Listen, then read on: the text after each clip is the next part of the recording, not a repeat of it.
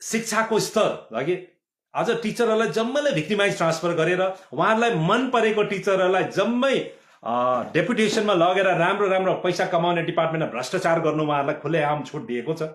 अनि मन नपरेको टिचरलाई जम्मै भिक्टिमाइज गरेर जहाँनिर चाहिँ टिचरको आवश्यकता छैन त्यहाँ पुर्याइएको छ। आज जम्मै भिक्टिमाइज गरेर पठाउने ठाउँ भनेको नर्थ सिक्किम हो, जङ्गो मङ्गनतिर पठाउँछ। अनि आज शिक्षा व्यवस्था सबै धराशायी गरिएको छ।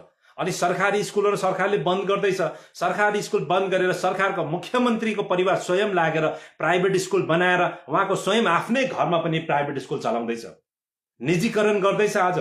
आज क्वालिटी एजुकेसनमा यहाँनिर सबलाई चाहिँ एउटा राम्रो शिक्षा पाउनुपर्छ भन्ने एउटा नगरेर चाहिँ त्यसमा ध्यान नदिएर चाहिँ अब त्यो कुराहरू छ।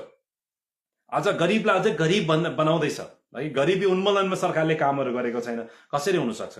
इन्भाइरोमेन्टल सस्टेनेबिलिटी कुरा गर्नु